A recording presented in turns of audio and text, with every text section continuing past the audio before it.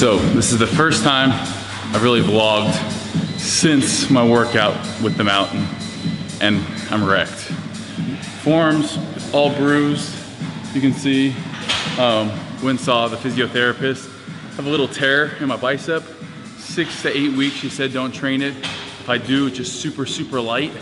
It kind of goes into the pec, so there's a little, it's up here in the insertion where I strained it. Kind of came over to the pec. I think it's from that farmer carry or those Atlas stones. Lower back definitely jacked up, and I really attribute it to flying on the plane, getting in, going to sleep, waking up, going and doing that training session, and not warming up properly. I got there, I was late, so I did 225 for my first set on back squat, then 315, and then 405. So didn't really warm up properly like I should, and then all of that strain, I tend to, if I get an injury anywhere, it's my lower back. So all the yoke carry and everything, that night, I couldn't even move it without a shooting pain up it. So got some work done. I'm just gonna go light, probably for the rest of my trip. Either like today, just a real light full body, kind of on top of all those little nagging injuries I have.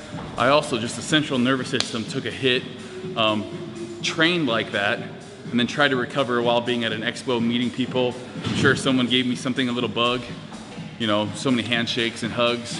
So kind of getting over sinus infection, flu-like symptoms, trying to take it easy, but it gives me an opportunity to kind of give you guys a look at how my training is when I'm not at 100%. And there's a difference between being hurt and being injured. You know, hurt's like being sore. Being injured like I am, you gotta back off. So everything I'm gonna do today, about 12 reps, when I typically could do that weight that I'm gonna be working out with for about 25 reps. So just gonna do a full body workout. I've already hit my chest and back.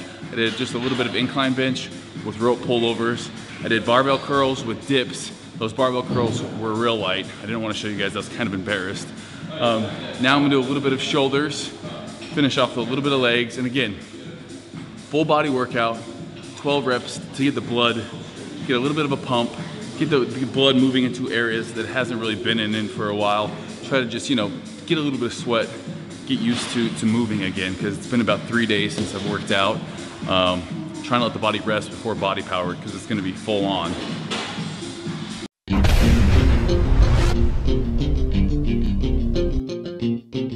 So again, with this bicep injury that also goes into the delt, I'm gonna be really careful with, as soon as I feel that sting, I snapped this morning. When I was out of bed, I was kind of dancing and snapped.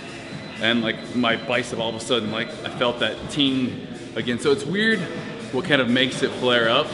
So as long as I'm not feeling it in there, I just go real smooth, real light, try to keep the tension. You know, I'm not, when I'm pulling off a weight, I'm making sure that I'm constantly thinking about that bicep injury and my lower back right now. So everything is done slow, controlled, and typically what I do is I superset everything. So we just did a lateral raise. I'm now just gonna do Arnold raises. And again, don't worry about the weight. And again, I'll pull it off and kind of set it for my bicep there, so my bicep doesn't have to do any of the work, because that's typically where I find, you know, awkward movements is what tends to hurt it most. We're sacrificing more weight and we're slowing down the movement. So it still feels heavy, but it's not as heavy on the joints and the ligaments, but we're slowing it down. Nice and controlled.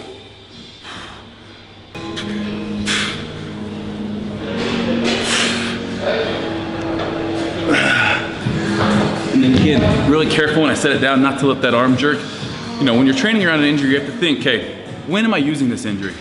And pretty much anytime you're hitting fatigue, these little muscles start taking over. So I tried to do a chest workout yesterday. I tried going heavy. This was before I knew what had happened. You know, I figured my biceps hurting, but I'm gonna do chest. And just bench pressing. When I would be all the way at the top and then come back down, that kind of quick movement back down would strain my bicep and just cause a lot of a tearing sensation in there. So backed off that, completely took yesterday off after that started happening. Went and saw the therapist today. And now I'm realizing, okay, I'm not just hurt, it's an injury. You got to address those, or else it's just gonna get worse and keep nagging, keep nagging. I get a lot of people asking me, Steve, what do I do? Sometimes it's just rest. So I'm not going to failure on anything today. I'm getting a little bit of a pump, but again, this is just to keep me, keep muscle memory, keep mind-muscle connection. I find if I don't do this, coming back is so much worse. You know, if you've ever taken time off or couldn't lift, everything feels weird. So this just keeps the movement patterns in muscle memory, like I said. Keeps the movement patterns ingrained in your brain, but everything is just real light.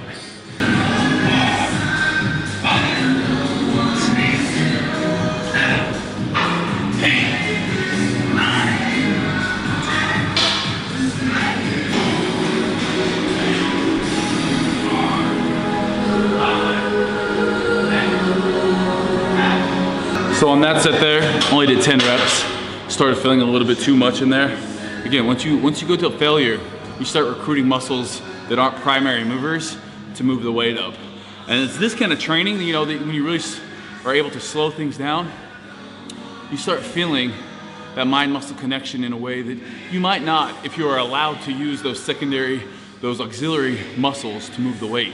You know, I immediately start feeling it when my bicep comes into play because it starts flaring up. It's kind of a, you know, you gotta be able to read your body, but it's a weight that allows you to be more in tune with the entire physique.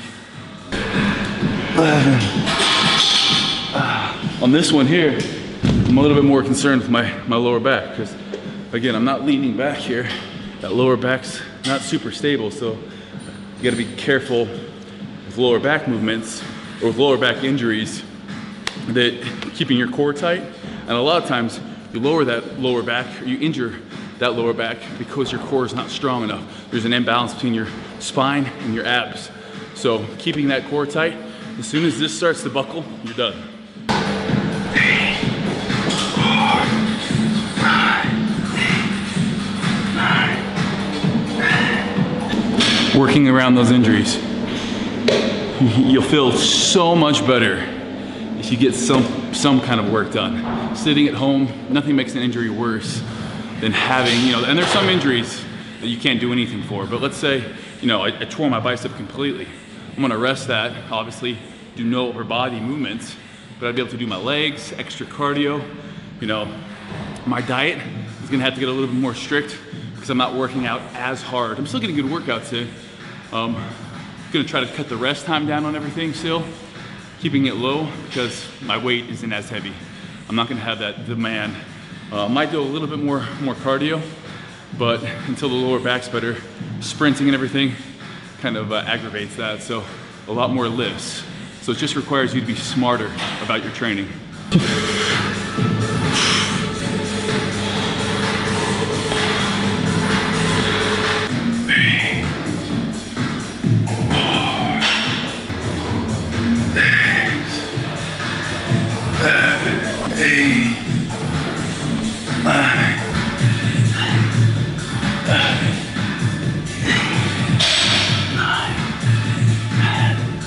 So the reason I'm doing full body today is because I can't train really, besides chest probably, and a little bit of shoulders, there's probably nothing I could do that wouldn't start taxing the lower back or the arm. So if I did legs, there's only so many exercises I could do that don't involve my lower back.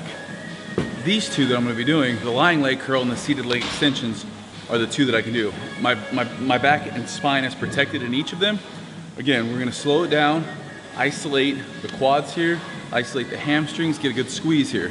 Work that mind-muscle connection, take less reps in between, and again, if I start feeling that lower back start to tighten up, or feel any pain in there, I back off of it.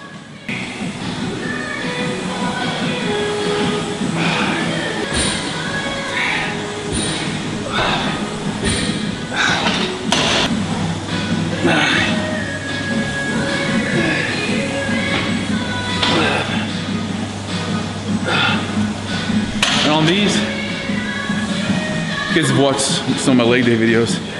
I try to do 6 if I'm doing 12 reps. 6 with my toes pointed out. My calves are then flexed, but I feel like it hits my hamstrings different.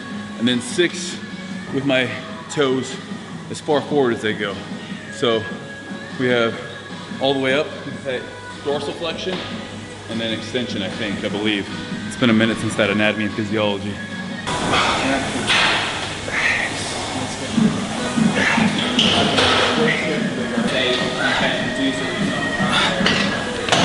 And I did use going down just a fourth for the first 6 reps. I'd go down a fourth, back up, and then all the way down. And that's 1 rep.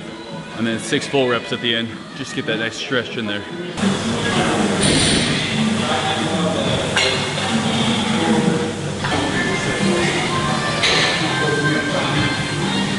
I need to mention too that I probably, yes, my travel schedule and sitting on a plane for 10 hours was largely probably in part to why I got hurt. But another reason is my lack of attention to recovery, foam rolling, stretching, mobility. For every hour that you work out, you should stretch for at least 15 minutes. You can't ever take it for granted until you get injured. So I'm foam rolling a little bit before and after the lower back, warming it up. You gotta look at why you got hurt. What is overcompensating? My hips are so tight that really starts creating tension in the lower back. So my hips, you know, when I was doing all those squats and everything, my hips so tight. Really gotta work on loosening those up. The bicep, can't say for sure. I think it was just a lot of freaking strain on them. A lot of just balls to the wall exercise I'd never done before, and my pride getting in the way. So, you know, I doubt on my own that I would have pushed myself as hard as I did.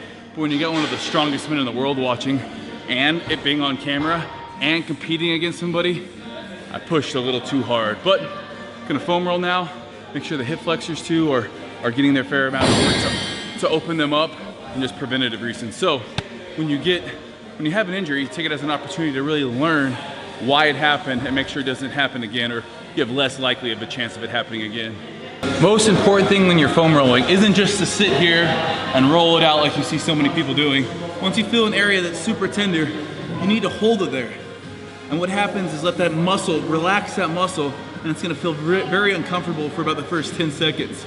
But it starts loosening it up, that myofascial, all those bundles of muscles that are so tight and is what's hurting when you're there, start loosening up.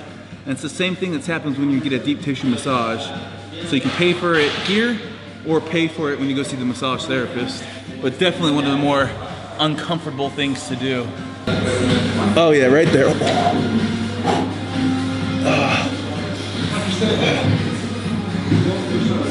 Again, this is the price you pay to stay mobile and injury-free.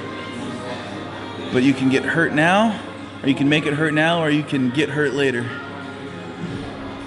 And then as soon as I stop feeling that pain, I move it just a half an inch, and there it is again. And just hold it there. And if you don't want that much weight, if you don't want your full body, you see my butt's off the ground. If it's too much, just alleviate that by putting some of the pressure on your butt there. And then as it gets more loose and more loose, just raise those hips. And now all of my weight is on that lat subscapular area.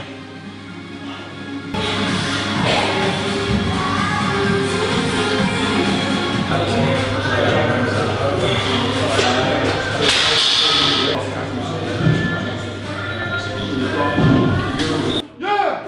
Come on! 22 seconds! Whoa! Fucking awesome, man. Yeah, 22.